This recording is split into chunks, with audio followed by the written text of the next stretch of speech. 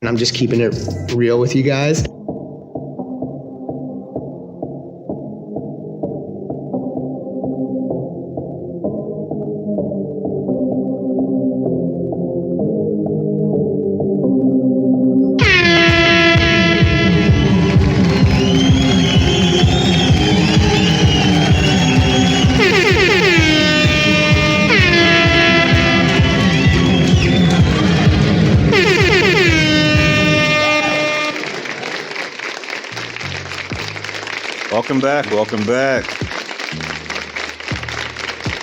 Welcome back, ladies and gentlemen. I'm your host, Mike Starks.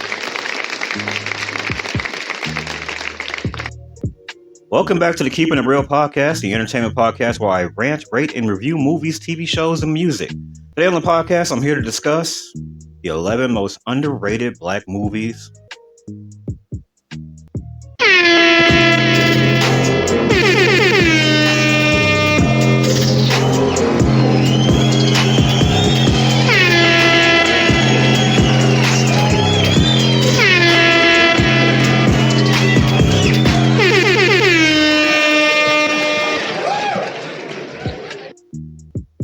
Here on the Keeping It Real podcast, I have a rating system A through F. A is a perfect movie, needs no changes. B is a good movie, needs some changes. C is a good movie, needs a lot of changes. Maybe it's a one-time watch. D is a bad movie, no amount of changes can save this movie, don't even waste your time. And sometimes we have F, a movie so bad, it's good, it's weird, it's corny, the CGI is off, the acting is off, but it's still watchable. Ladies and gentlemen, I have 11 of the most underrated black movies of all time, ladies and gentlemen. Starting at number 1, we have Bamboozled, a 2000 movie. I want a show that will make headlines. The Huxtables, Cosby, a genius, revolutionary, but we can't go down that road again. The network does not want to see Negroes on television unless they are buffoons. Have you ever thought about just quitting? I have a contract. The only way I get out of that is if I get fired. And that is what I intend to do. I know you are familiar with minstrel shows, variety shows, like in Living Color. Right. That was dope. Man Tan, the new millennium minstrel show. We're gonna need a little more money for this. This could be bigger than Friends, Ally McBeal, even my boys Amos and Andy. Yeah. You're putting white actors in blackface? We're using black actors with blacker faces. Hollywood.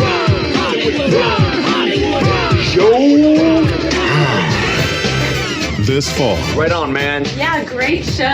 You won't believe what's coming to your television. Sleep and Eat and Mantan are lazy and unemployed. Do your stuff. But we are certainly not saying anything about the entire African American community. What's sweeping the nation. And what's coloring the way you see the world. Yo, we can't let this injustice go by, man. Not this time, man. You know what I'm saying? Nah, man. You know what I'm saying? You know what I mean? You know what I'm saying?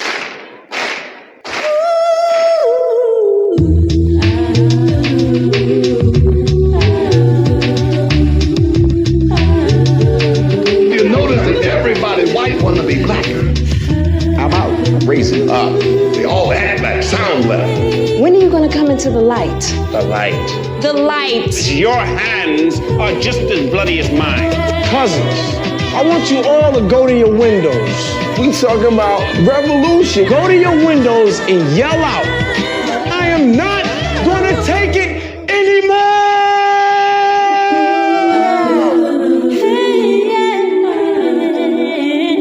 I don't want anything to do with anything black for at least a week.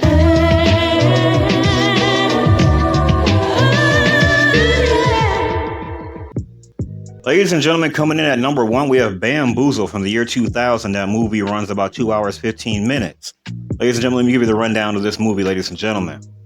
Bamboozled, directed by Spike Lee, is a biting satirical comedy drama that critiques race, media, and stereotypes in America. The film follows Pierre Delacroix, played by Damon Wayans, a Harvard-educated TV writer frustrated with his network's demand for stereotypical black programming. In an act of rebellion, Delacroix pitches the absurdity of offensive show a modern minstrel show featuring black actors in blackface, believing it will be rejected. To his shock, the network, led by his boss, Dunwitty, played by Michael Rappaport, enthusiastically greenlights the show. Delacroix hires Mantan, played by Savion Glover, and Womack, Tommy Davidson, who are street performers, as the lead stars. The show, titled Mantan, the New Millennium Minstrel Show, becomes a massive hit, but its popularity comes at a devastating cost. As the show's success grows, so does the backlash from the black community, including protests from a militant group called the Mau Mau's, led by Big Black Africa, played by Mos Def. The film spirals into chaos as Delacroix grapples with the moral consequences of his creation, leading to a violent and tragic conclusion. The movie uses its exaggerated premise to highlight the exploitative nature of entertainment industry and the internalization of stereotypes and the cost of compromising one's identity for success. It forces viewers to confront uncomfortable truths about systemic racism and the commodification of black culture. Ladies and gentlemen, for 2000, these are like top tier stars right here. We're talking Michael Rappaport, we're talking Savion Glover, Tommy Davidson in his prime, Damon Wayans. This was an excellent movie, ladies and gentlemen. Excellent movie, ladies and gentlemen. Especially, like, this is when satire was actual satire. Like, you know, when they make movies that's supposed to be satirical, it's supposed to make fun of a very serious situation to get people to really, like, be entertained, but also be like, this is a drama, this is some serious stuff. We really want to put that out on the forefront. Like, this was when satire was satire. There was some comical parts of it, but this is a very serious movie, and it was very in the face of, like, this is what entertainment is. And so I really enjoyed this movie. It has top tier acting. I feel like the movie was just long enough to get everything through. It had drama, it had some action, it had comedic parts to it. Excuse me. I think it was a really good movie. A couple of points to go over, ladies and gentlemen. I want to talk about the role of the media in reinforcing stereotypes and how far the network will go for profit. And what does it say about the audience consuming the content? So in this movie, we have basically Pierre Delacroix basically pitching a kind of a bullshit thing to the network, saying, hey, look, I want to get on my contract, but I'm going to pitch him something so offensive that it'll just shot down and he'll probably get fired, so he can get out of his contract and he can basically stop making these ridiculous shows that he makes for him. And this show was so offensive, so ridiculous, that the network picked it up and said, hey, fuck yeah, well, actually we'll do that. So then they just brought back minstrel shows and started doing all this like blackface stuff like that. And it turns out there are a lot of people, you know what I'm saying, who really wanted to see black stereotypes. And that's what minstrel shows were originally about. It was about, well, originally, minstrel shows was white people in blackface on stage, just reinforcing all the stereotypes they said about black people. And they would get on stage and they would dance and have all these ridiculous little little roles that they were doing up there, and dressing in a chicken costume or just acting really ridiculous. And so they really embodied that in this movie of showing what a minstrel show looks like. But also, this right here as satire just shows that movies since the 70s, I would say since the 70s, have showed that a lot of the movies, unless black people are playing a pimp or they're playing some sort of stereotypical role, even to this day, they have black people playing such stereotypical roles in these movies or whatever else. We really don't get popular. We really don't make a whole lot of money. And, you know, a lot of movies don't really want to show black people being intelligent or being in charge or being any type of non-stereotypical role and everything else. Also, I want to talk about how black creators are compromising their values and how black artists are being forced into no-win situations with mainstream media. Basically, the role of Pierre Delacroix, played by Damon Wayans, there's probably a lot of that still going on at networks to this day. You know, he's probably a black writer for a network somewhere. He's probably dealing with the exact same things, probably other people dealing with the exact same thing.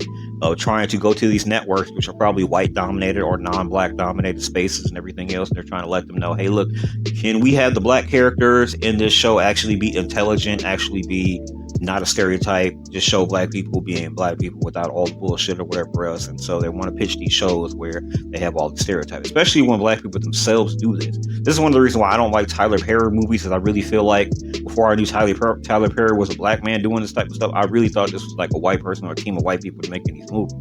But like, no, he's been doing plays that turned into movies, which turned into series and everything else, where all of his TV shows and movies are basically just him having black people act out the very stereotypes that white people think of us anyways. Being loud, obnoxious, ghetto. The dramas are always about black people never getting along, not loving on each other and everything else, the dysfunction that goes on. So, he's probably one of those Pierre Delacroix. Maybe he's one of those people who just pitched something so absurd, or he's putting something out there so absurd that he thinks, oh, well, nobody will go for that. Nobody will be into that. And yet people are into that. And so to my surprise, to a lot of people's surprise, black people, we go for that type of nonsense. That we're seeing basically our own stereotypes being played out in these movies and TV shows and plays and everything else, and yet we still watch them.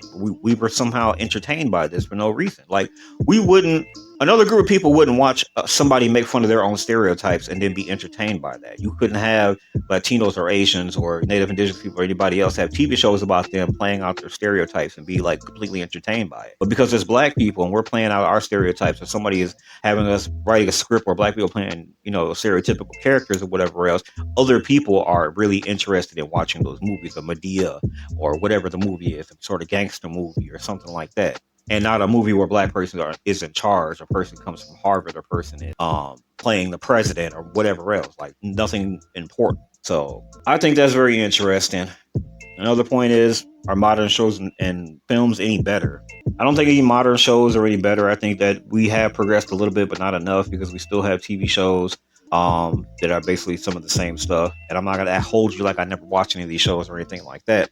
But I have watched some of these shows where like Star, like Empire, where a lot of it's just black negative stereotypes and things like that. The Chi was actually a pretty good show, but it does play on some, very black negative stereotypes and things like that too. And I just think that if this show was to flip it in reverse and have like these are being smart, successful black people who are actually going out to the community and trying to uplift people and do something important and things like that, this might not be as successful.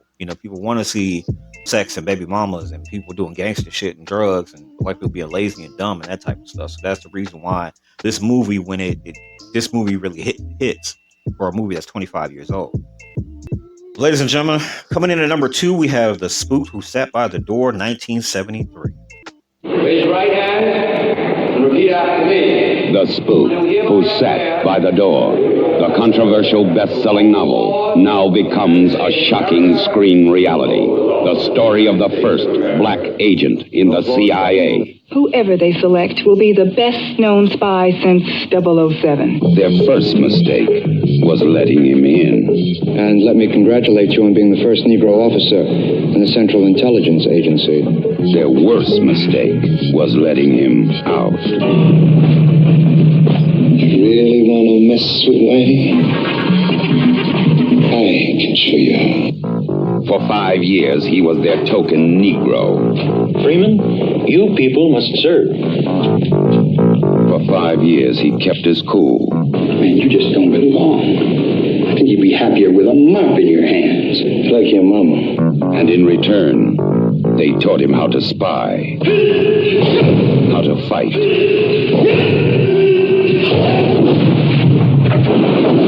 how to kill. For 5 years, he was the spook who sat by the door. And then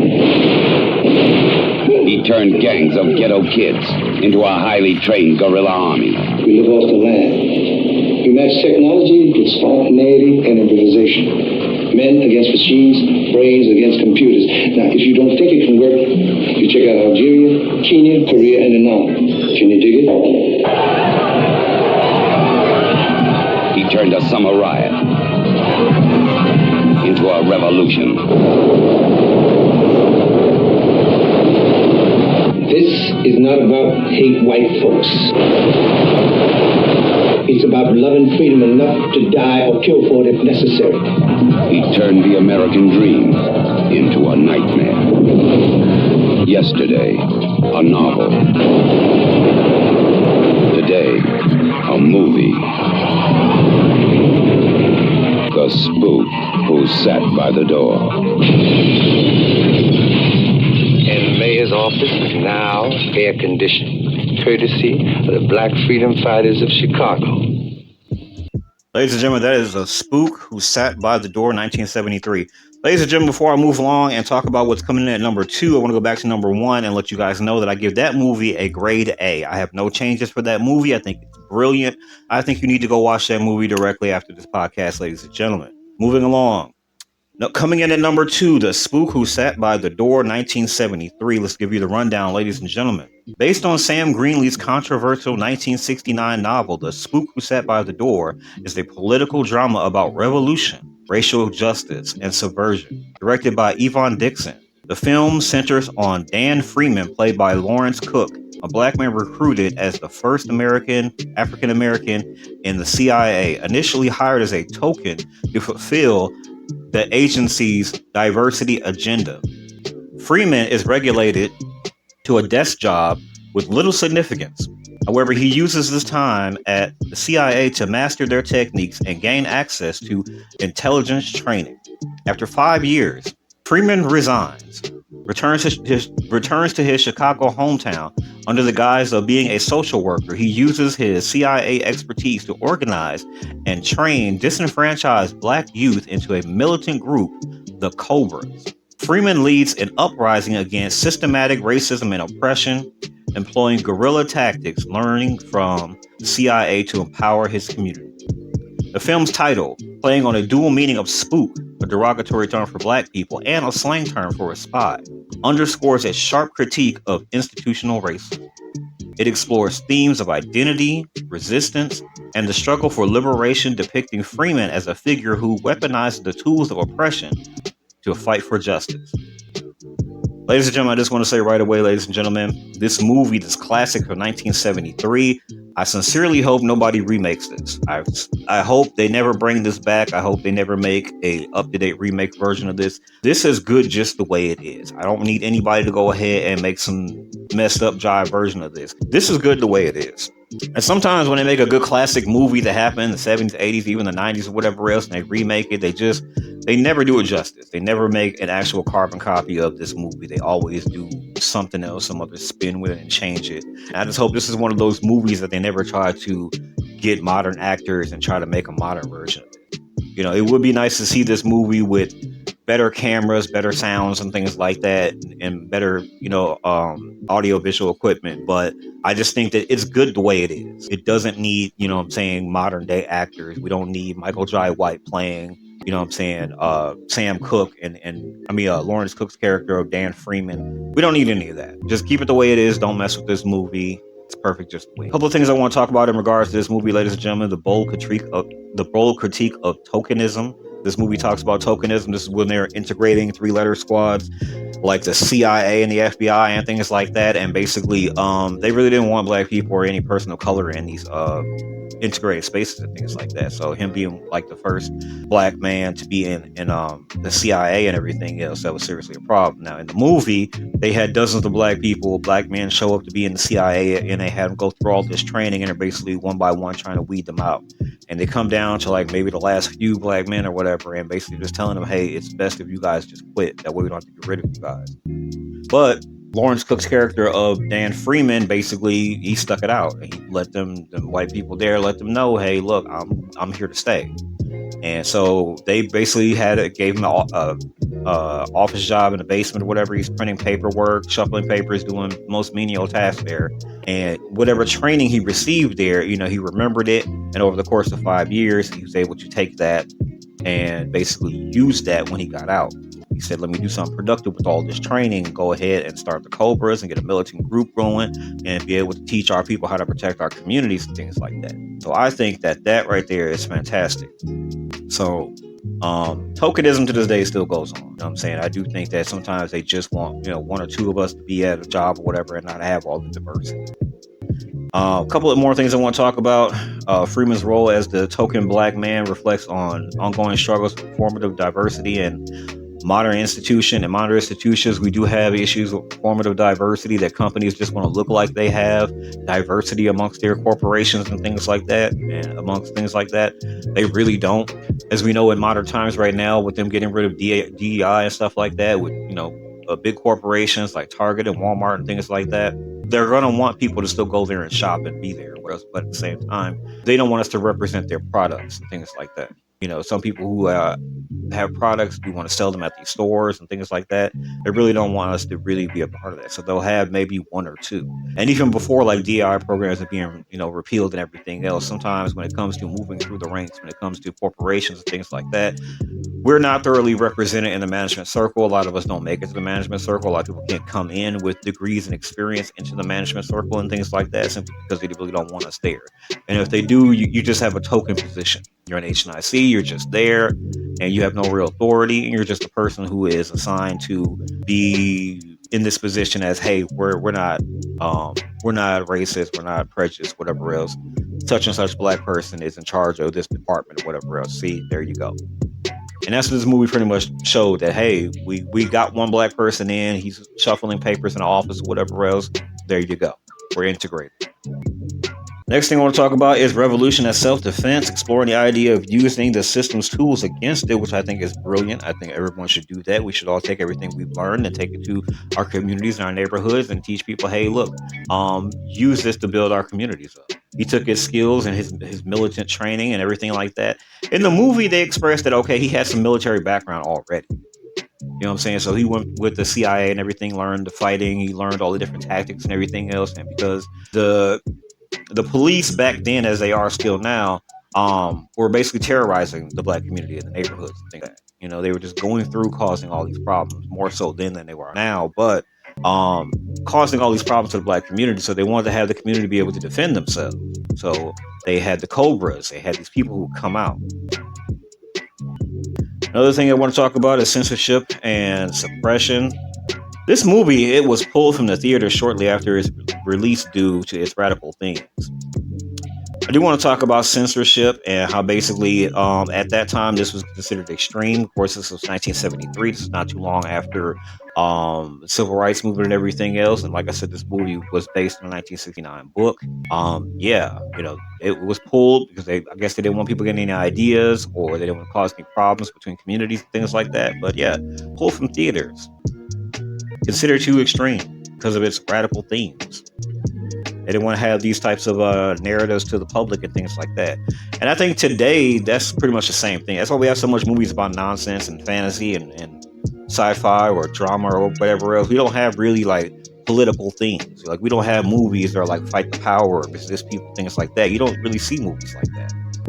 And I think movies like that either wouldn't make it to production or they get pulled from the theaters because these types of movies, I think society wants to, control it with censorship and shape the narratives and things like that that are available to the public. They want to make sure that the public doesn't get any ideas, so to speak.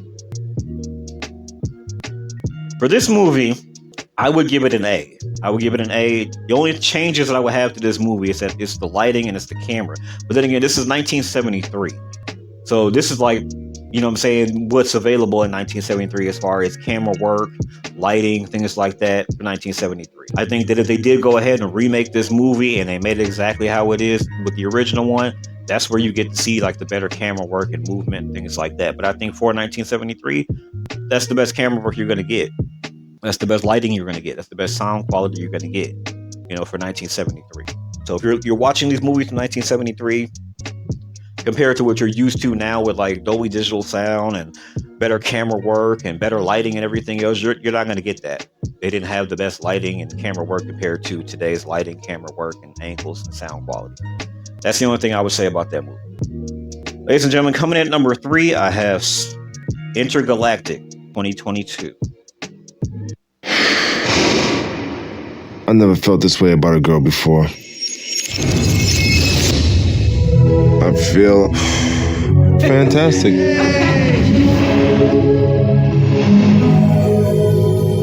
I know what these tingles are. Jabari.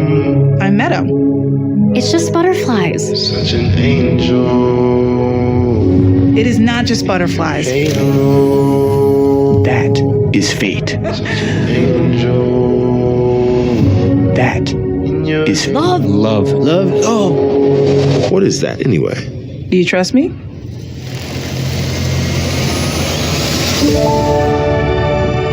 It's the ability to capture a moment, stop time. Because sometimes moments can get too big for us. get scared. We run. And then just like that, the moment has passed. Love is the easiest thing in the world when it happens by accident. It doesn't get real until you do it on purpose.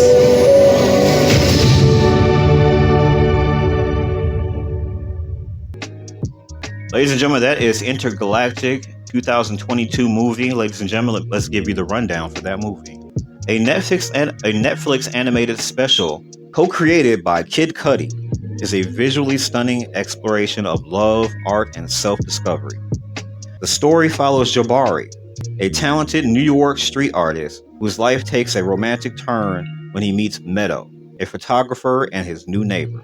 The narrative is straightforward, focusing on their burgeoning relationship while addressing themes of creativity, connection, and personal growth. Meanwhile, Jabari navigates his rising fame as a comic series Mr. Ranger becomes a major project. The film stands out for its groundbreaking animation, heavily influenced by works like Spider-Man Into the Spider-Verse, and its vibrant aesthetic complements the emotional beats of the story, paired with Kid Cudi's music, which serves as both a soundtrack and a narrative device where Intergalactic merges sound and visual seamlessly.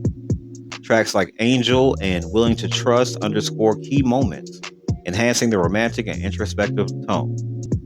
While the plot is relatively simple, its presentation that captivates audiences. The project serves as both a love letter to art and a celebration of Black creativity, and with its characters and visuals deeply rooted in urban culture. As a whole, Intergalactic exemplifies how animation and music can elevate a conventional love story into a sensory experience. Ladies and gentlemen, this is one of the best animated movies I've ever seen as a Netflix original. This is Kid Cudi, co-created, and basically he is the voice in this movie. He stars in this movie. The music that he made, I'm a fan of Kid Cudi. I think his music is fantastic. He's done some other projects too. He's been in Don't Look Up. He's been in a couple other things. He's fantastic. I think it's a really great movie. It's a very straightforward love story. If you want to just sit down with your lady and enjoy a good love story and everything else, it's a very good love story. I will say for this one, the visuals for this, like if you've ever seen like Spider-Man Into the Spider-Verse or any one of those right there, like the animation is fantastic. It's visually stunning. It's very visually stimulating. It's a very good looking movie. It's not just cartoonish like animation. It's a very beautiful animation. The soundtrack is on point. Like I said, this with Kid Cudi, co-producing this movie and everything else. Soundtrack is fantastic. You need to get the soundtrack to this movie too once you watch this movie. Beautiful soundtrack. I mean, that's pretty much all I can say for this one. Like this one, it's a perfect movie. I would give this one a grade A. I have no changes for this movie because this movie is just very beautiful. It's straightforward. It's wonderful to look at. The story is fantastic. It's a very good love story. I would go to Netflix right now and go check that out. Ladies and gentlemen, coming in at number 4, They Cloned Tyrone. Everything okay in there, baby? I'm just an average man with an average life. Where the money at? I'm an entrepreneur. I work in the spirit of the pimp game. You know your girl gotta know what's going on in these streets.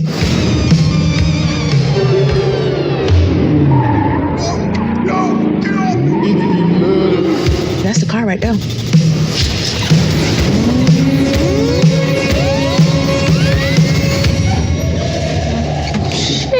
Got an elevator in this bitch? Slick, come on. That make your spider senses tingle. What kind of shit is this? Like I'm in the Twilight Zone now. Don't let the back door hit you. We gotta go.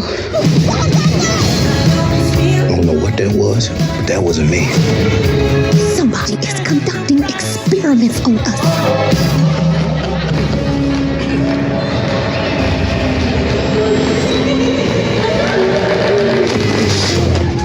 It's in the fucking chicken. This shit in everything. Great train.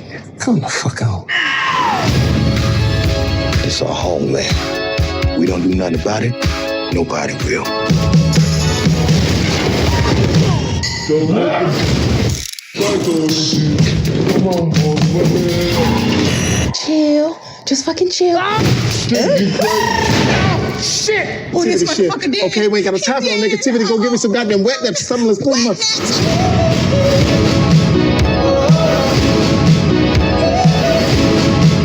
You keep your pimp hand raised and be willing to protect the ones you love by any means necessary. I ain't scared. I'm a dope boy, remember? Excuse me, kind sir, but if you could pour me to the elevator that leads down to the Freaky Laboratory, I'll be out your atmosphere. Let's get it, man. We're on the scene trying to figure out what has happened. Hey, G, this shit fucked up. They out here cloning this. What the fuck going on in this bitch? That's right, that is the prevailing theory. Tell me, is it just a dream?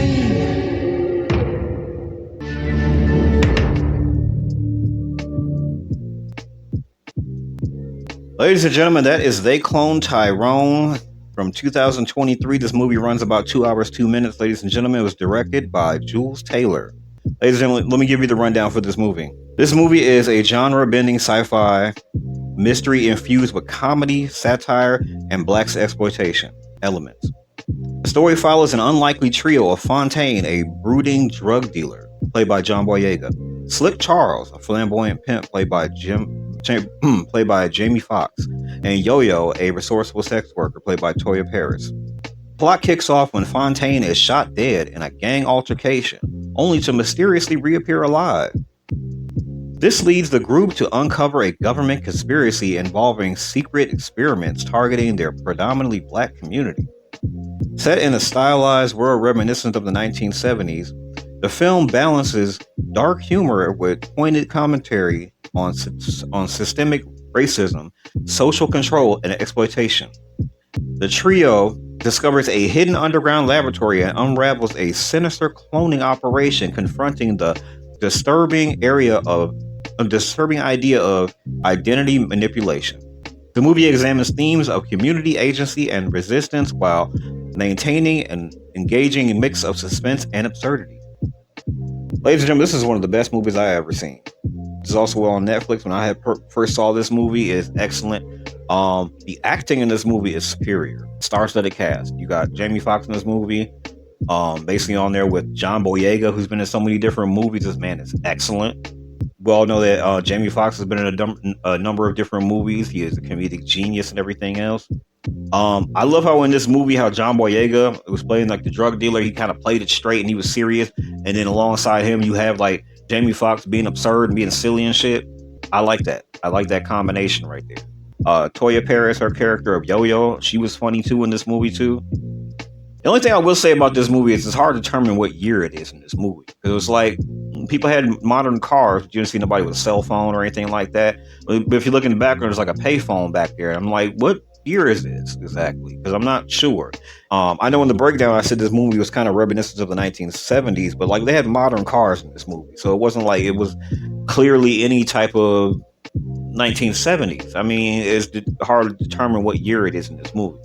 There was like some regular TVs in this movie too, like box TVs in a couple houses and stuff like that. So I'm not sure what year it is in this movie. So that's one of the things that I would point out about the movie. It's not a slight against the movie. The whole movie works and everything else. I just think it's absolutely good. I think it's good as satire. I love the satire about it because this is a serious thing that, you know, a lot of people really feel like the government is out to get us and everything else. And there were elements in this movie where they talk about how like they're putting chemicals in the chicken, and they have all these chicken joints and fast food places, and they're putting chemicals in the fast food, and they'll show like basically Jamie Foxx ate some of the chicken, he started tweaking and acting weird and everything else.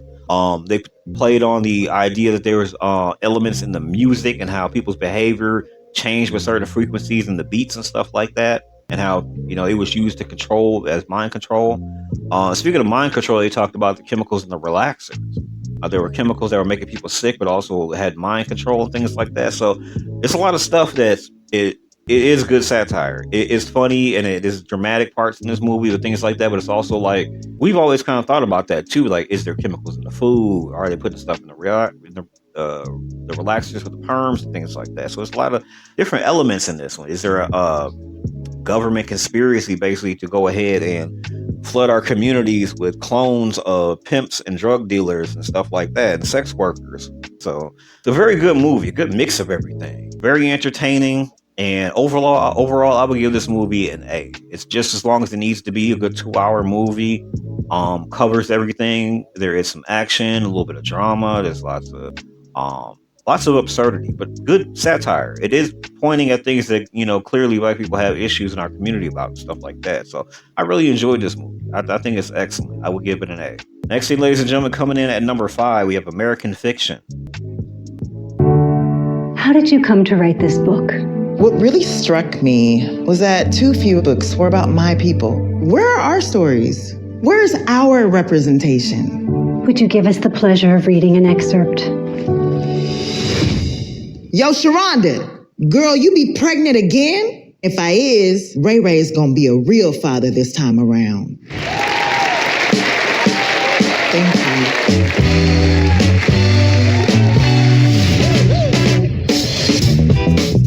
Monk, your books are good, but they're not popular. Editors, they want a black book. They have a black book. I'm black, and it's my book. You know what I mean. Look at what they publish. Look at what they expect us to write. I just want to rub their noses in it.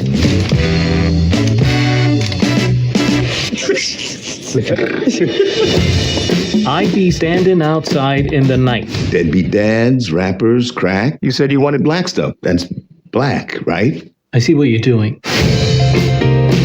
We sold your book. No.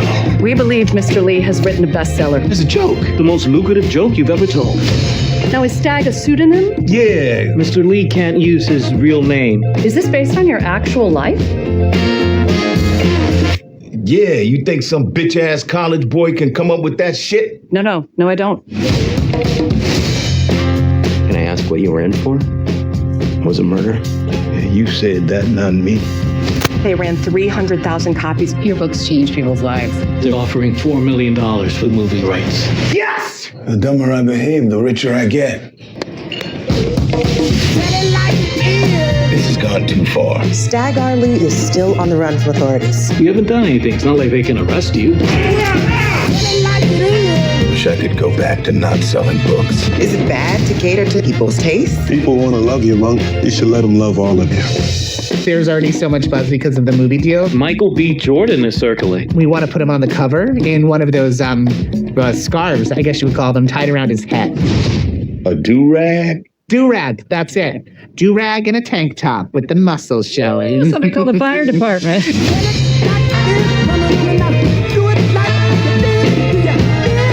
We're thinking we can get it out in time for Juneteenth.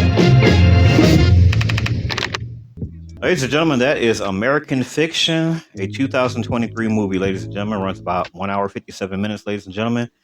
Let me give you the breakdown for this movie. Directed by Cord Jefferson, is a biting satire that explores the commodification of black voices in literature and media.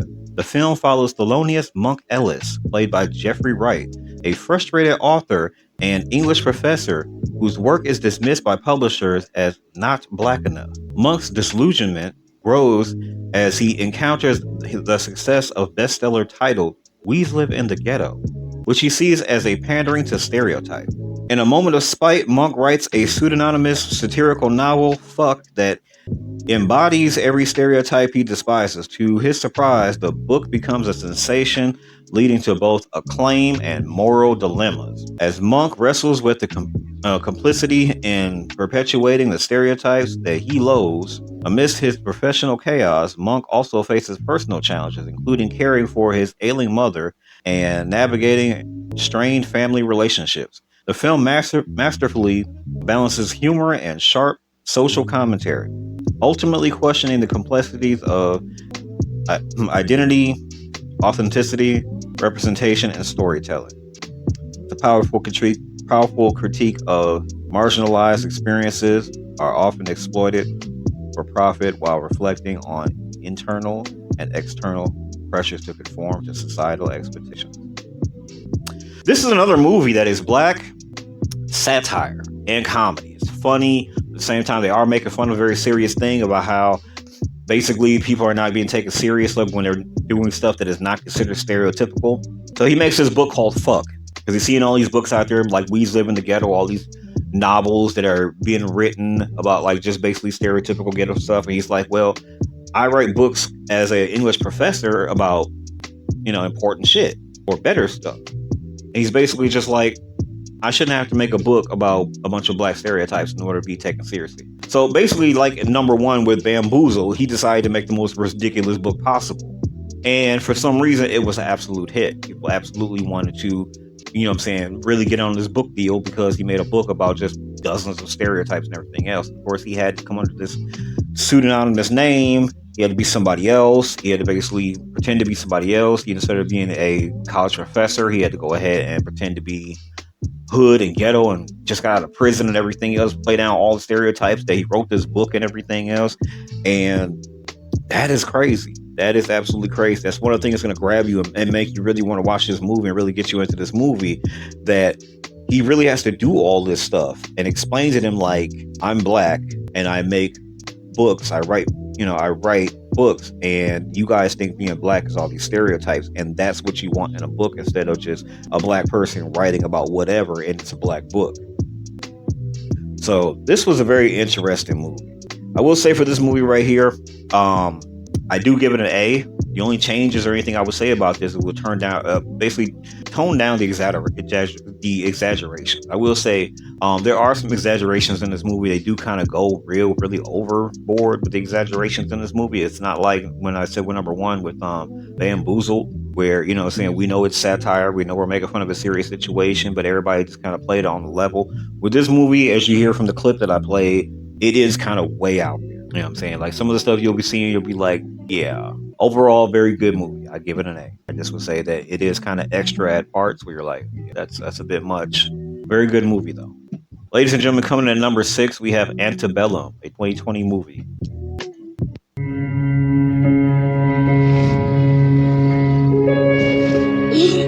There she is. Guess what? Daddy is going to get you dressed for school today. We are descendants of the gods. This land was always ours. But we must never relent. We're nowhere and everywhere.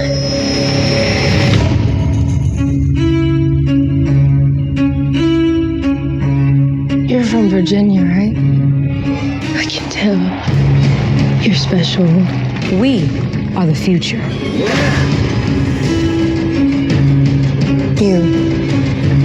You're not like the others.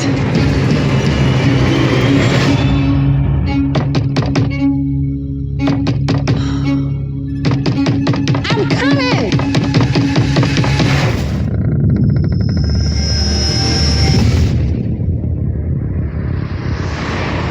Whoever you were before, that's over.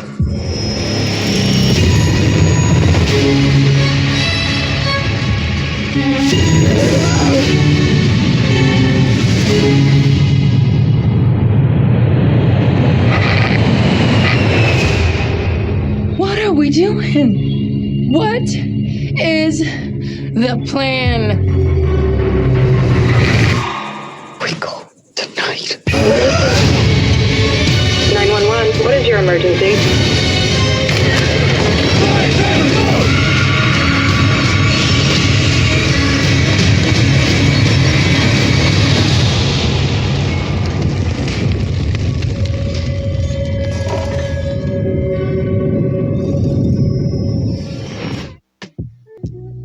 Ladies and gentlemen, coming in at number 6, we have Antebellum, a 2020 movie. Ladies and gentlemen, let me give you the breakdown of this movie. Antebellum is a psychological thriller, blending historical horror with modern-day social commentary. The film opens up on a southern plantation where Eden, played by Janelle Monáe, is enslaved under brutal conditions. As events unfold, it becomes evident that Eden is actually Veronica, a renowned sociologist from the present, who has been abducted and is forced into horrifying reenactment of slavery. The plantation is revealed to be a sinister Civil War reenactment park ran by modern white supremacists where participants enact a twisted version of the Confederacy. Veronica, initially trapped and stripped in her identity, fights back, orchestrating her escape and exposing the operation to the public. The film closes with the park dismantled, underscoring its critique of systemic racism and historical denial. While Antebellum attempts to address the persistence of racial oppression, its narrative and tone faced heavy criticism. Many viewers found it to be shocking, violence, exploitive, argued it leaned on black suffering without offering meaningful commentary or catharsis. Others appreciated its boldness in tackling America's fraught racial legacy, but lamented its failure to fully develop its themes. This was a very disturbing movie. I really enjoyed this movie, but this movie, when it opens up and it shows Eden, played by Janelle Monáe, it looks like they're showing this woman in two different time periods. They show her like back on the plantation during slavery, and then it shows her in modern day times. I'm thinking, okay, as the movie goes on, it looks like she's either time traveling back and forth, or they're showing her two different time periods. So I wasn't sure what was going on, because I'm like, I see her back then, and then you see her in modern day times. So I wasn't sure at the beginning. I was like, is she time traveling? Is she dreaming that she's in the future? Is she's on the plantation, or is she in the future dreaming that she's on the plantation, or is she on the plantation and somehow she's being traveled to the future or whatever else? And later on, they found out this woman got kidnapped and she got taken to this plantation, and basically everybody on the plantation was kidnapped and brought there. And so all these white supremacists are on this Civil War reenactment facility, and basically they're reenacting slavery. Now, I didn't realize what was going on until one part of the movie. It's one part of the movie where you see like the modern day slaves are picking the cotton and they're piling it and they're burning it. And I was like, I realized then that this movie right here, before they even got into other points of the movie that showed that they were not actually back in slavery times. They're now actually on a real plantation, because their main crop was the cotton that was in the field, and that they were burning it. And like really historically, they would have never do that. That was their cash crop or whatever. They would never burn it. No matter what they were picking out of the fields or whatever, they would never stack it and burn it, because they don't actually need it. And so that immediately told me that, okay, this right here, this is modern day time. This is not during plantation times or whatever else, because they would take their cash crop and burn it. But all the other elements of what happened during slavery and everything else was going on. There were people getting whipped. There were people getting threatened. There was a whole lot of stuff going on. There was a lot of very disturbing, gruesome scenes in this movie. There was, instances of sexual assault. There were other stuff going on in this movie. There was a woman. Well, you'll find out. But there was a lot of stuff going on with this movie that was it's very action packed. It's very drama, a lot of drama going on. But it's just the themes are very serious in this movie. It's a very good movie. It really puts you on the edge of your seat. Like I said, the only thing is the beginning, like the first act of the movie where you're trying to figure out what's going on and everything with this movie. It definitely looks like they're showing the same woman in two different time periods. And it looks as the movie progresses that she's either time traveling between the time periods, or only one of those time periods is real. So I found that to be kind of interesting, that somehow we later on figure out, okay, yeah, this is what's going on. That these people are a bunch of white supremacists who took over a Civil War reenactment. I will say that the end of the movie was kind of crazy though, when they burned down the whole plantation and everything else, and we zoom out and we find out this is basically just a Civil War reenactment thing. I will say that time periods for this, how long this was going on the plantation, was unknown, because we don't basically know how long this has been going on, and how could this have possibly been going on this long, because if this was a public park that has a Civil War reenactment part of it or whatever else, like, how could this have been going on? If it has been going on for weeks, months, whatever else, how long has this been going on? So that was kind of interesting, trying to figure those things out. But overall, the movie was good. I will say for the grade for this movie, I would give it a B. And I only say that because there are some parts of the movie that were obvious. Like I said, once you get to the part where they're, picking cotton and then burning it, I was like, okay, then clearly this isn't, what's going on. There were some parts with the white supremacists themselves playing, Confederate soldiers and everything else, the way they were talking, the way they were carrying themselves. like it was modern day times. There were things with the people who were captured as slaves, the way they were talking and acting and everything else, that you can kind of give away that, okay, they were brought there. These were not people from actual that time period. So some stuff became obvious before the big reveal. So it's kind of like, oh, okay. Overall, good movie. I would give it a B. I think you should go watch that movie directly after this podcast. Go check out Antebellum 2020, starring Janelle Monáe. Coming in at number 7, ladies and gentlemen, Sorry to Bother You, 2018 movie.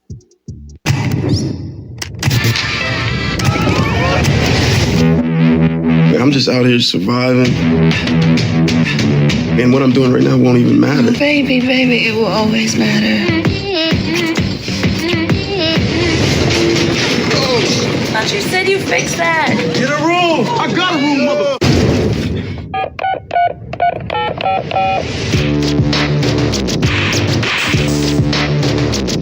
Hey, Cash, how much longer I gotta wait for my money? God made this land for all of us. Greedy people like you want to hog it to yourself and your family. And me and my family? Yeah. Cassius, I'm your f***ing uncle. I just really need a job. 40 on 2. This is telemarketing. Stick to the script. Hey, hello. Mr. Davison, Cassius Green here. Sorry to bother.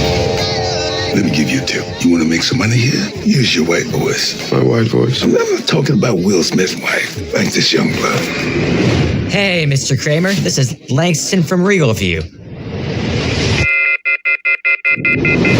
As always, we'll be getting that out to you right away. You're doing so good with the voice thing. Holla, holla, holla, holla, holla. Oh, yeah. All right. Hell yeah. You're going upstairs, power caller. They even have their own elevator. Welcome, power caller. I hope you did not masturbate today. We need you sharp and ready to go. I'm brutality, ain't murky yet. Gon' hit you, poppin' like Percocet. Got the banger ain't surface yet. Two-stepping like the boss, this person check. I got promoted. I'm a power caller. What do they sell? They're not selling it, but we selling. No, there's no amount of money to make me do that. Here's the starting salary. Well, man, I'm gonna have to get me some new suits. And whatever I wear, know I'm here to be clear. It is morally emaciated. I can't ride with you. I'm doing something I'm really good at. Cash, I'm gonna make you a proposal. I can see that you'd want to say no, but I wouldn't do that before you see what I'm offering you. Cash, you are awesome. Oh, yeah. All right. Some for the homies and some for me. Hell yeah. That's right.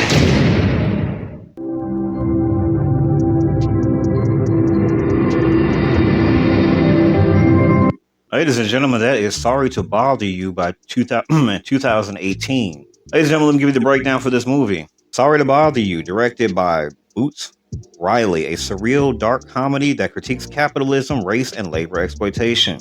Set in alternative Oakland, the story follows Cassius Cash Green, played by Lakeith Stanfield, a telemarketer struggling to make ends meet. Cash discovers the secret to success in the industry is using white voice, dubbed over by David Cross, to make himself more appealing to customers. This leads to a meteoric rise within the company, Regal View. As Cash ascends to the elite ranks of power callers, he uncovers a dark secret. Regal View is involved in a horrifying scheme with Worry Free, a company offering lifetime labor contracts that essentially enslave workers. Worry Free CEO Steve Lift, played by Armie Hammer, plans to genetically modify humans into Equisapiens, a horse-human hybrid designed for increased productivity.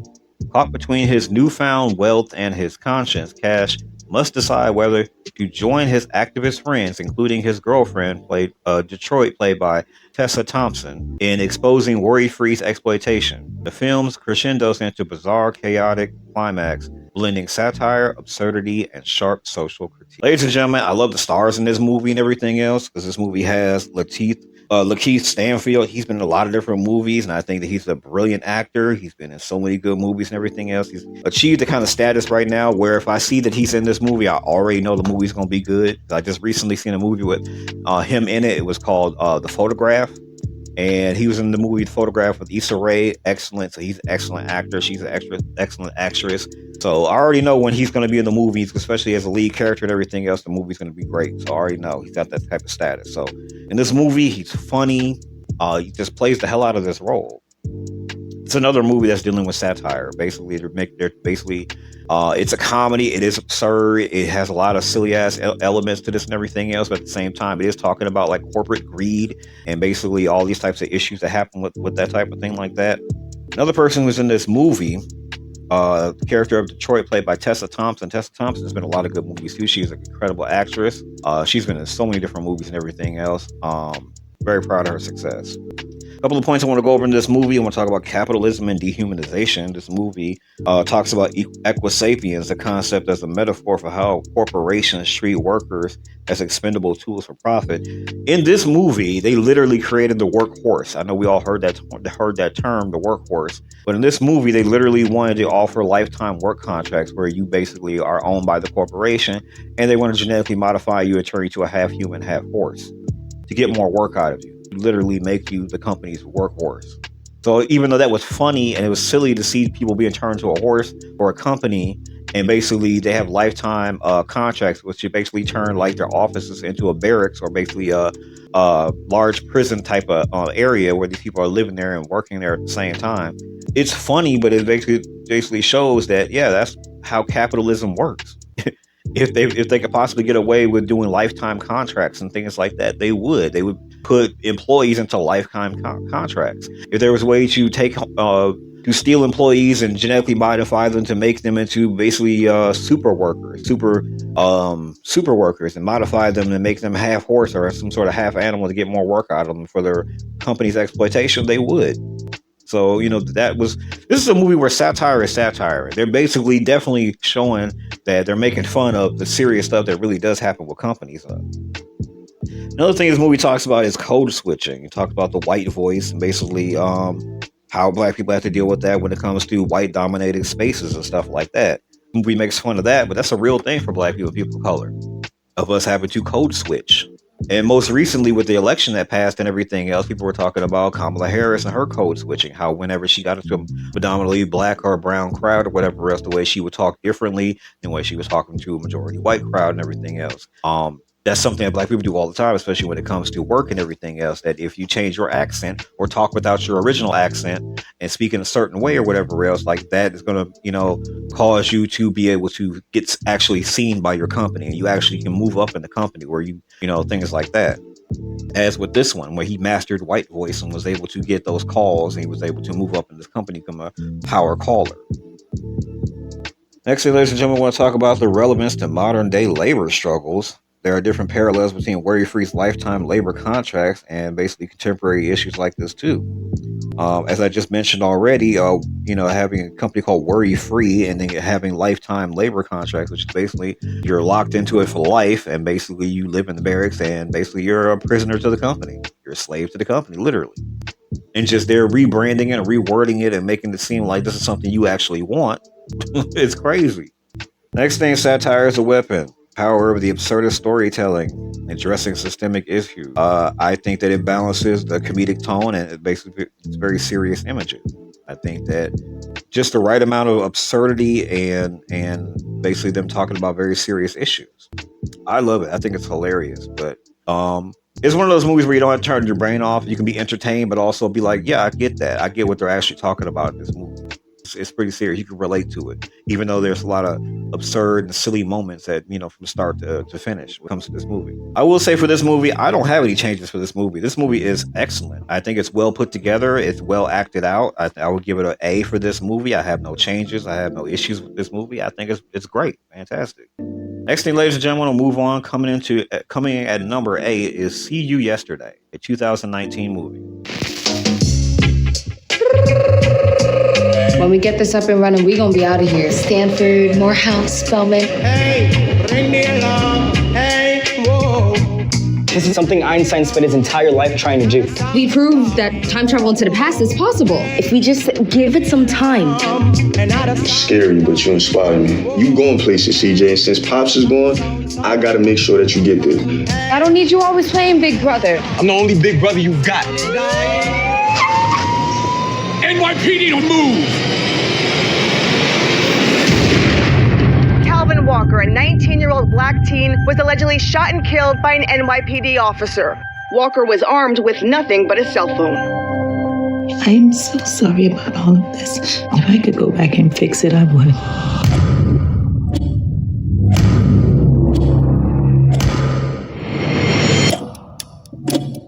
If we just go back, get them out of there, then he's saved. We only have so many times to get this right. Everything's gonna need to be perfect. What's today's date? June 28th. Sebastian, this has to work. It's too late. It's about controlling something we obviously have no control over. My brother didn't deserve this. Just miss him, yo. How many times have you jumped back, CJ? We're not superheroes. Where is the justice? We can't do this anymore. We only have 2 jumps left. Where is the justice for our sons and our daughters? When will it end for the whole nation? You gotta listen to us. You're going to get killed. Get on the ground! Get on the ground now! Get down!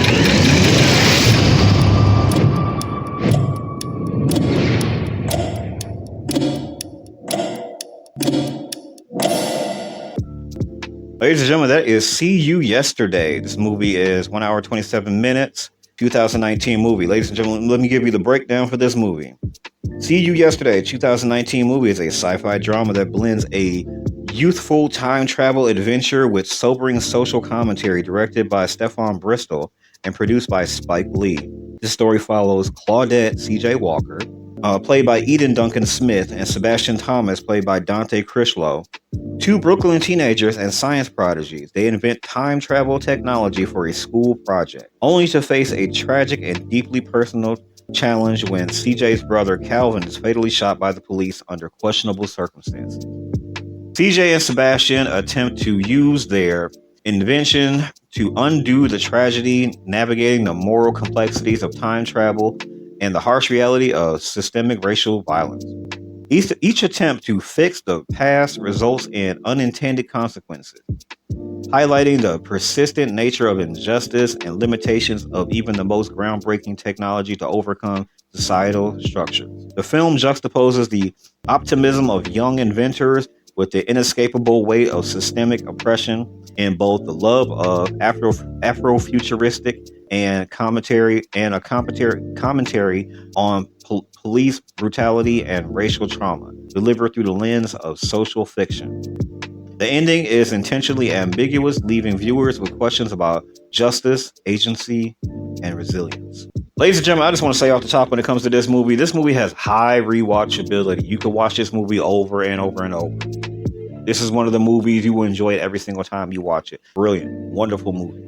These actors, I've never heard of these actors before, so I hope they've gone on to make more movies and everything else. These actors of Eden Duncan Smith and Dante Crislow, brilliant. They acted the hell out of this movie. I really enjoyed this. This is fantastic. I love the idea that they have these like young science prodigies inventing time travel for a science project. Like, they just use their brilliance to come up with something as groundbreaking as time travel. And then they have the situation where basically it's the police fatally shoot their brother and they're using it for a purpose. So you don't have them going back in time and doing silly stuff that I see in other time travel movies where, you know, young people, whether they're in high school or college or whatever else, inventing time travel and then going back in time and doing a bunch of crazy shit. They're going back because their brother was shot by the police. You know what I'm saying? And there's a scene where basically 2 people are, I guess, robbed a liquor store or whatever it may be or whatever, ran past her brother outside, and the police hopped out and they went to go try to get the guys who were going in that direction, and her brother just happened to be standing there, took out his cell phone, and they thought he took out a gun or something, and they shot him. And so they tried to use time travel to go back to the moment before that happened to save her brother. But every time they use time travel to go back in time, something different happened. And in a couple of instances, they saved their brother, but somebody else died. There's one where Sebastian died, but the brother was saved. He was alive in the next timeline. So she kept going back in time with CJ and Sebastian kept going back in time to try to create a timeline before to make sure that everybody didn't die. And so they kept making all these jumps and inventing a better time travel machines so they can go ahead and go back and create a timeline where nobody dies. So it's an incredible movie, good storyline, excellent movie. I love it. I really do. I think it's a fantastic movie. I will say for this movie, I give this movie an A. I definitely give it an A. Like I said, because of the high rewatchability, you can watch it over and over and really be enthralled in this movie. My only changes for this movie is I think this movie is too short. It's a tight 90 minutes. It gets right to the point. Good pacing for this movie. I could have enjoyed 30 more minutes of this movie. If this movie was 20 to 30 more minutes of this movie, I would have enjoyed it. I definitely needed 20 more minutes of this movie. That's my only gripe with this movie. There's no problem. The acting is wonderful. The sci-fi effects is wonderful with this movie. Camera work, just everything about this was fantastic. And like I said, I love young black intelligence. They created time travel, the way that CJ and Sebastian got along with each other. Them understanding the assignment, they're like, hey, we have to go back in time and stop this event. A lot of stuff in this, fantastic. It covered a lot of the sci-fi elements too. Like there's a scene where basically CJ and Sebastian run into themselves from a moment before, so they see themselves from a previous jump, and so one of the characters ends up dying. Like Sebastian ends up dying. So now she has to go back and find a suggestion from the previous jump and get them to go through time to stop that event. So I think it's brilliant. I think the ending is good too, because the ending, it kind of leaves it open to like, hey, we're still making these jumps. We're coming closer and closer to, getting to a time before her brother was shot. And that way Sebastian doesn't die and nobody else doesn't die. So I think it's fantastic. I enjoyed this movie. Very high rewatchability. Like I said, I could have enjoyed 20 more minutes of this movie. If this movie was 20 to 30 minutes longer, I would have enjoyed it more. But for a tight 90 minutes that has good pacing, gets right to the point, excellent. Grade A. Ladies and gentlemen, moving on to our next one, ladies and gentlemen, coming at number 9. The Angry Black Girl and Her Monster, 2023 movie.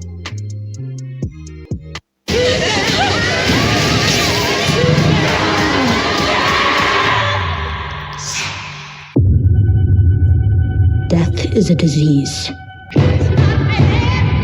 It infected my brother Chris. My hypothesis, there's a cure.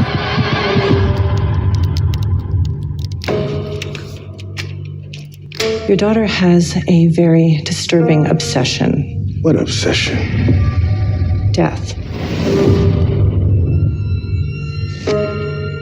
Just think about your brother. You didn't have the chance to bury him. Just wish I could catch who took his body. Death is the disease that broke my family. I'm sick of seeing it.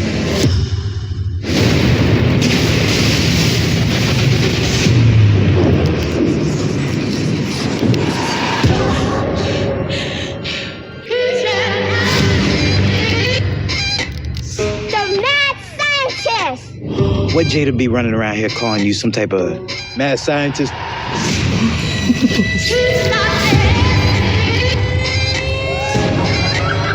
Can I hang out with my friend? What friend? Chris.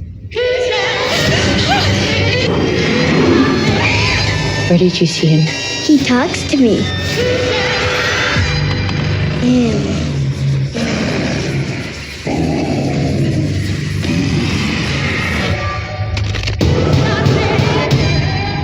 He's here.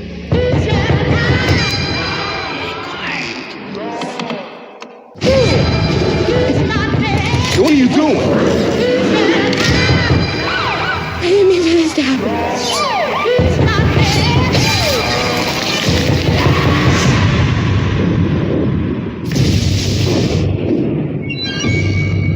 They called him a monster, and he believed it.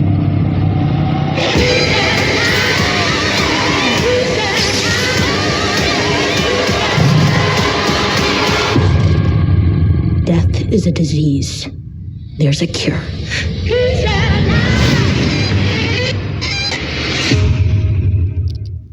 Ladies and gentlemen, that is The Angry Black Girl and Her Monster, 2023 movie. Let me give you the breakdown for this movie, ladies and gentlemen.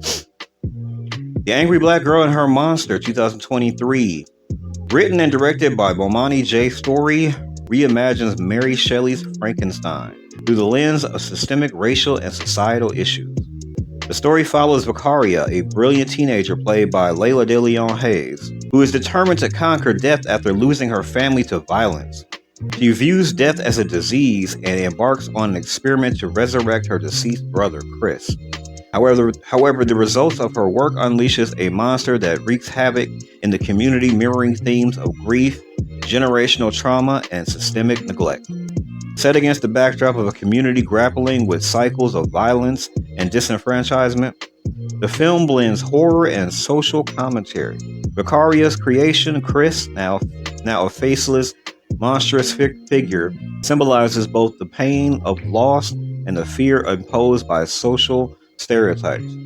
The film uses gore and suspense to explore deeper questions about death, redemption, and the human cost of systemic oppression. Ultimately, Vicaria's journey reflects both the danger of playing God and enduring hope of healing in broken communities. Ladies and gentlemen, this is another very good movie too. Very rare movie too. Turns out a whole lot of people have not seen this movie, and you need to go see this movie. This is actually very good. It's fantastic.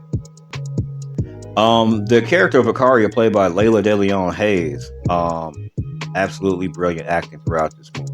Fantastic. The backdrop of this movie is in the community. It's believable. It's serious. Very dramatic though. There are a lot of scenes in this movie that are just like, wow. There's a scene where they show her as a child and her mom is holding her, and outside a stray bullet struck her mother and killed her, and basically Vicaria heard her mother's heartbeat stop. She heard her mother's last breath because she was in her mother's arm when she was shot. And it's just crazy. This movie, her desperation to bring her brother back to life, to try to conquer death, to being like she's seen death, her brother die, her mother die, and all the gun violence that goes on in the community and everything else. Is just such a interesting version of like the Frankenstein theme of like, I want to bring this person back to life. It's very interesting, very original theme. So I really enjoyed this movie. I will say, for a movie that's supposed to be about Frankenstein and bringing this monster back to life, I would say I needed more monster in this movie. That's one of the reasons why I downgraded this movie.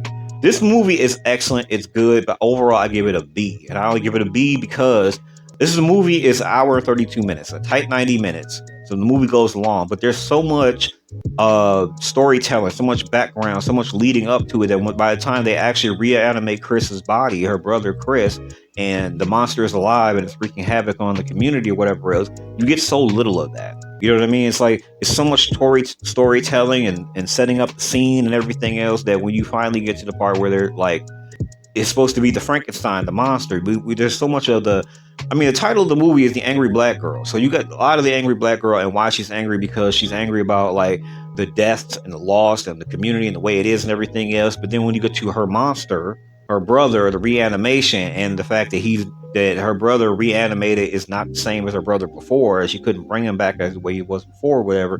You don't get enough of that. You know what I'm saying? So for this movie to be a tight 90 minutes, I could have used another 25 minutes to really give more monster attack, but also her trying to like get her brother to be like, oh, you're not my brother the same way you were before. Now I got to stop this monster. And now there's like an epic struggle of her trying to put her monster brother down. So that's the only reason why I would give it a B, because it's just like so much of this movie was the storytelling, the backdrop, and everything else, and not enough of it was focused on Chris, the brother, once he was animated and wreaking havoc and being the monster. I would have expected this movie to be as much monster as it is her angry about her community and the death and trying to conquer death, as death being a disease. Coming in at number 10, ladies and gentlemen, we got The Book of Clarence 2024, ladies and gentlemen.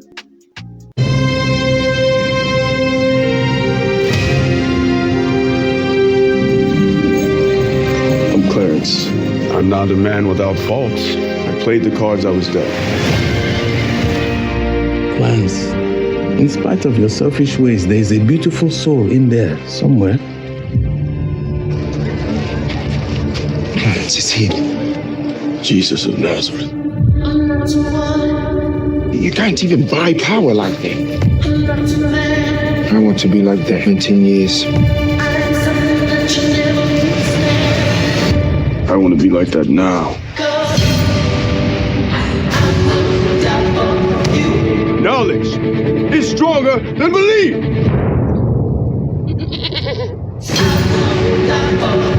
Clarence, he needs miracles. I have a plan.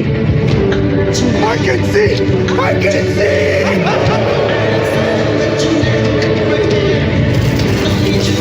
God sent me to deliver his message. I am your new Messiah.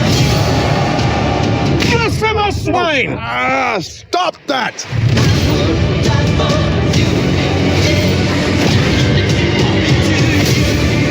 Your God is a myth. See for yourselves, there is no Messiah. Clarence, if you'll be so kind to walk on water. Damn.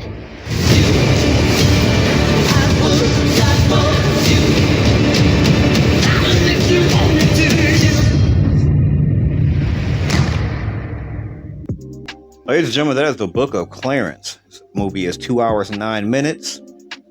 Ladies and gentlemen, let me give you the breakdown of this movie. Book of Clarence, 2024, directed by James Samuels and starring Lakeith Stanfield.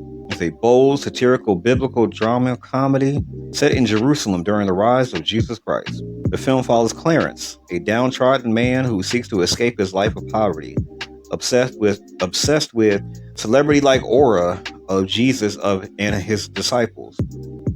Clarence devises a plan to present himself as a Messiah-like figure to gain status and wealth. His journey is marked by missteps and comedic moments as he grapples with faith, identity, and consequences of ambition.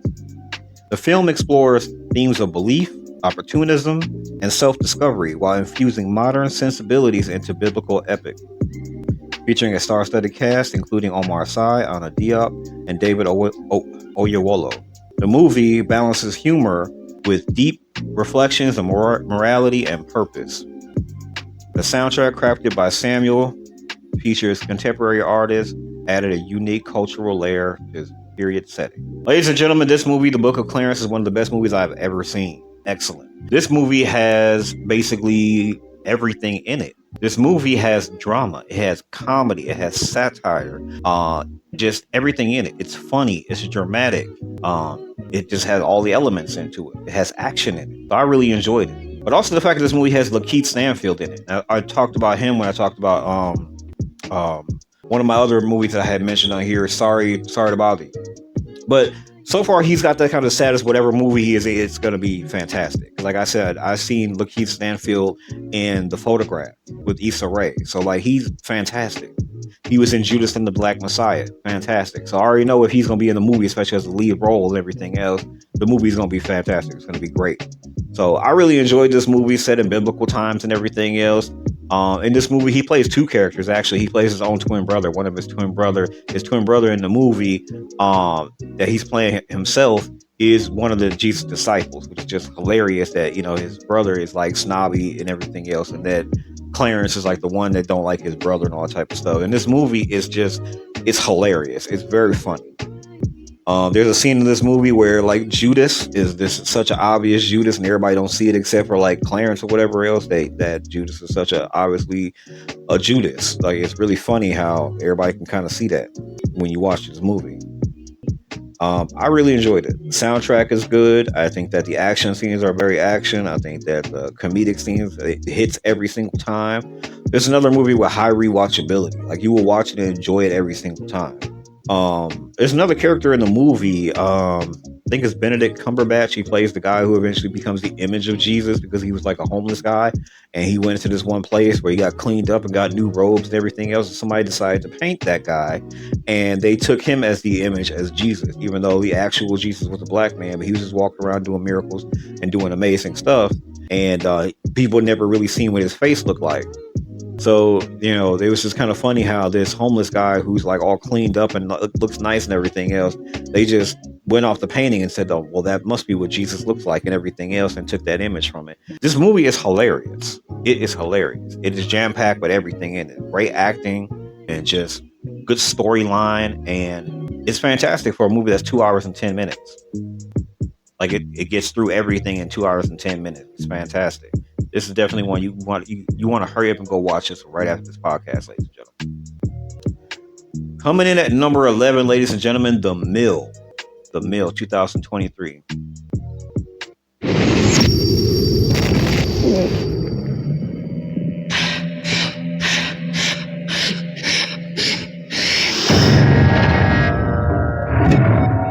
Joe. Where am I? Let's discuss your new job. What job? I got a wife. And she's pregnant. Please let me go.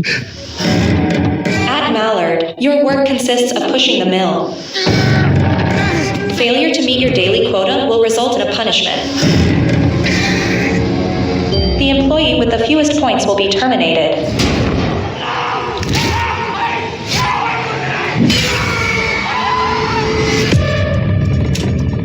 When do I go home? You are well on your way. Oh, shit!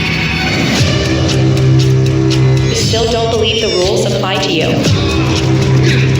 Perhaps you would respond to other incentives. You took everything from me! What is this, please? You're still asking questions. Walk through the door. Prepare your mind for a transformative experience by Mallard. You're a crucial part of our team. For life.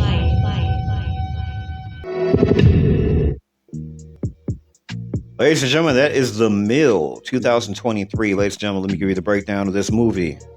The Mill 2023 is a dystopian thriller starring Laurel Howery that critiques modern corporate culture through a chilling and surreal narrative. The film follows Joe, a corporate employee who wakes up in a concrete prison with a massive mill that he must turn for 16 hours a day. The punishment for not meeting the quota: termination, literal death.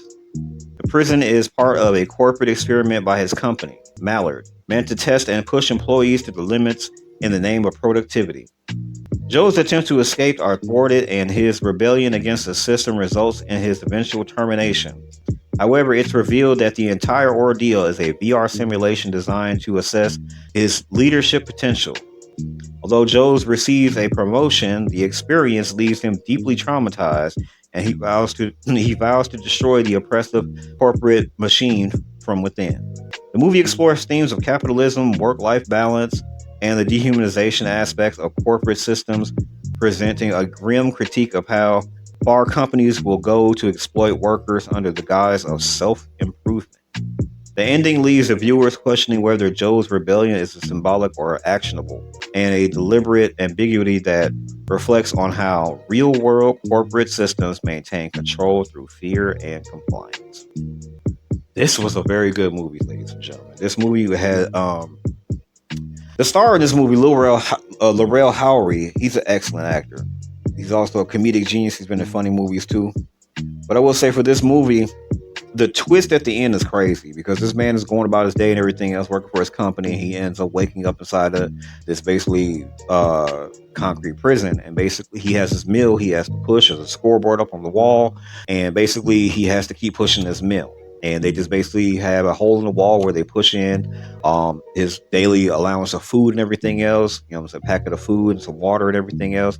And basically he's trapped in there. And they're threatening with him death. They're threatening him every day with death if he doesn't push this mill for 16 hours. And there's a certain quota he has to beat every single day. And the quota, it keeps getting astronomical. Every day it's getting higher and higher and everything else.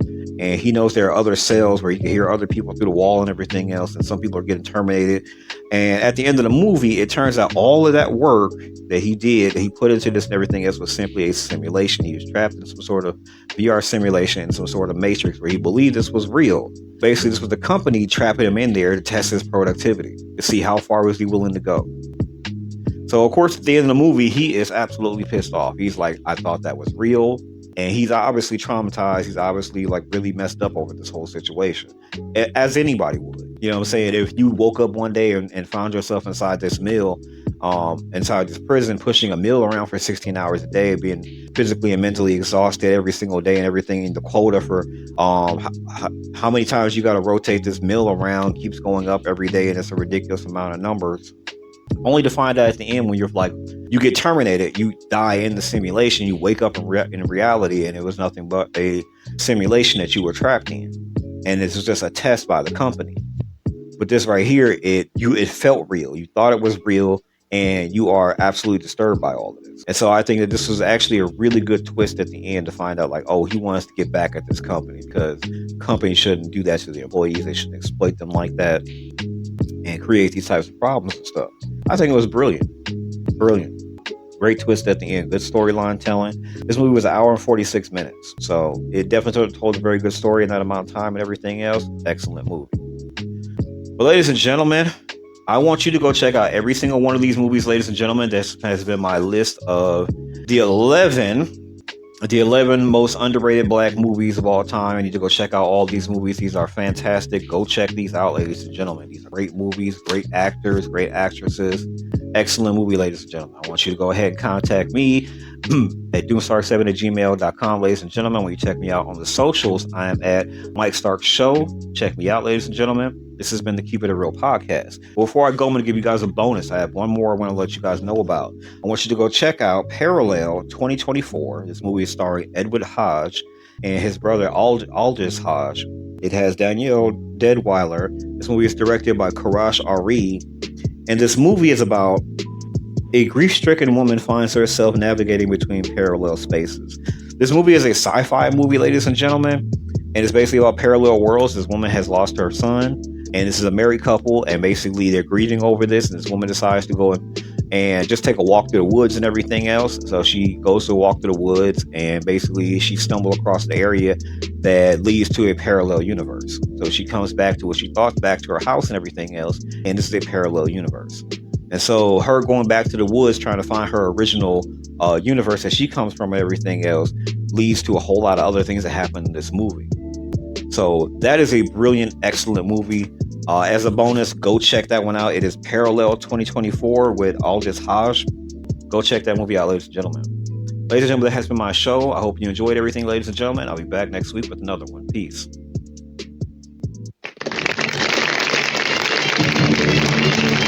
Thank you.